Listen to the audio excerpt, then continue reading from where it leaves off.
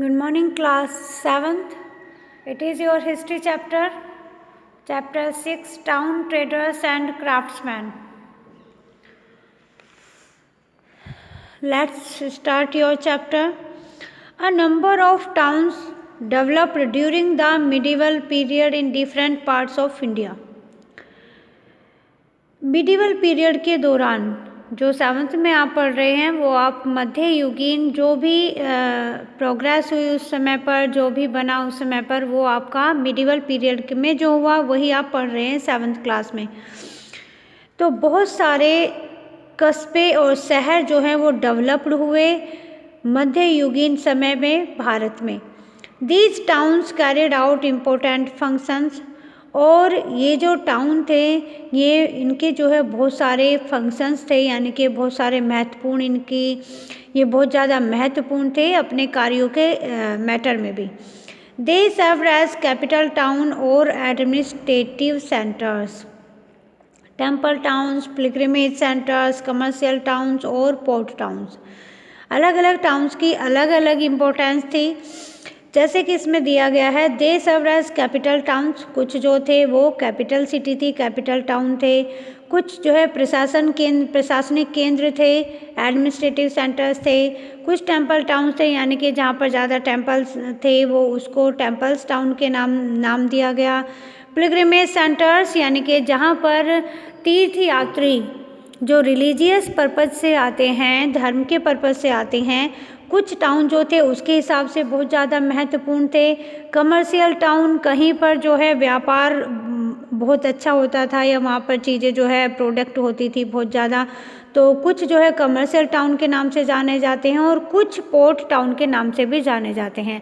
Port town कौन से होते हैं बच्चों? ये बंदरगाह जो होते हैं जहाँ पर एक देश से दूसरे देश में शिप के द्वारा, पानी के जहाज के द्वारा सामान जो है वो एक्सपोर्ट किया जाता है और इंपोर्ट किया जाता है।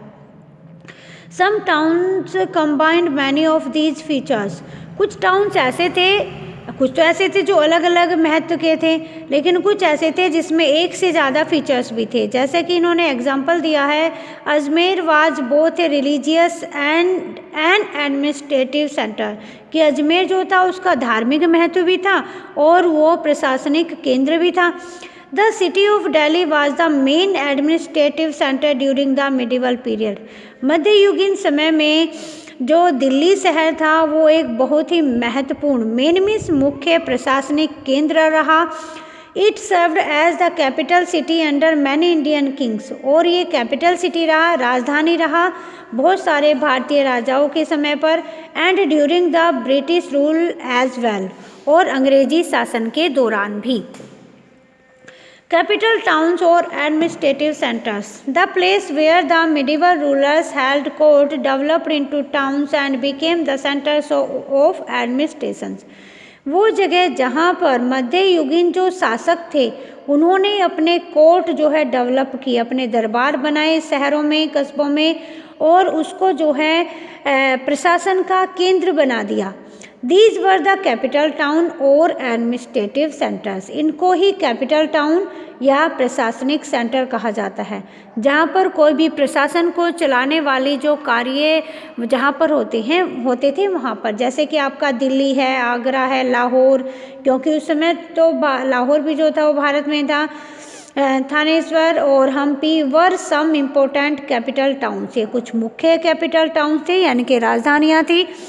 Many rulers built new capital towns such as Fatehpur Sikri built by Akbar, और बहुत सारे शासक ऐसे भी थे जिन्होंने कुछ नई राजधानी बनाई, जैसे कि अकबर ने बनाई थी फतेहपुर सीकरी। अब नेक्स्ट टॉपिक है आपका सिटीज़।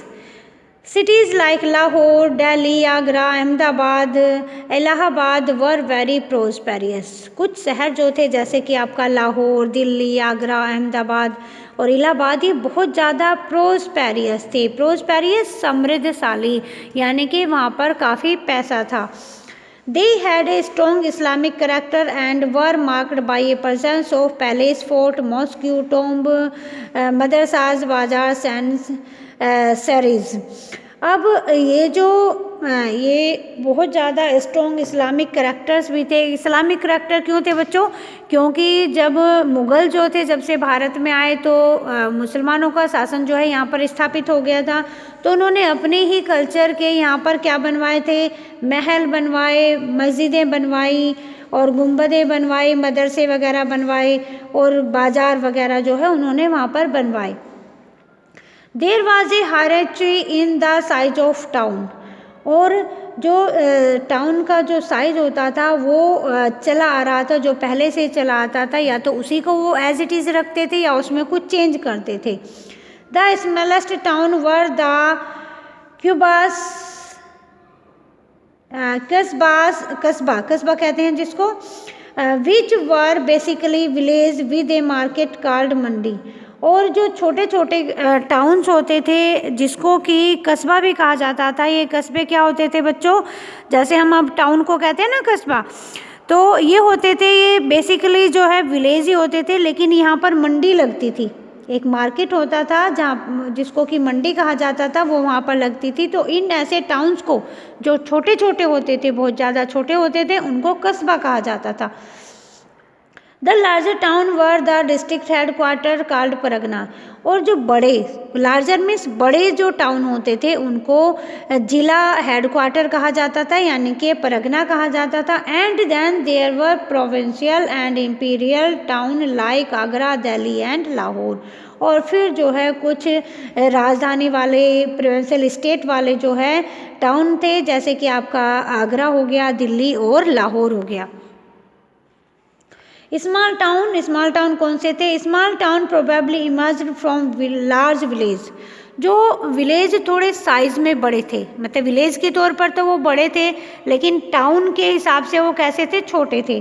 तो स्मॉल टाउन जो है प्रोबेबली जो बड़े विलेजेस से बने थे from the 8th century onward, और 8वीं शताब्दी में there were several small town in the Indian subcontinent, भारतीय उपमहाद्वीप में कुछ जो है छोटे छोटे टाउन थे।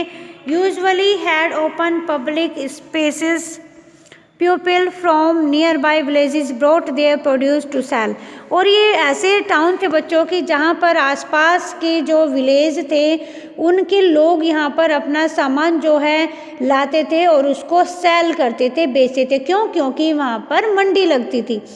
There were also street or areas for different kind of craftsmen such as potters, stone masons, oil pressers and iron smith, और यहाँ पर क्या होते थे, सड़कें भी होती थी और ऐसे एरिया भी होते थे जहाँ पर विभिन्न प्रकार के क्राफ्ट्समैन होते थे। क्राफ्ट्समैन जो हाथों से काम करने वाले लोग होते थे, जैसे कि आपका पोटर्स हो गया, बर्तन बनाने वाले, स्टोन मेसन हो गया जो पत्थर से चीज़ें बनाते थे, कोई भी आकृति वगैरह, ऑयल प्रेसर्स हो गए या आयरन स्मिथ हो गए, लुहार हो गए, है ना।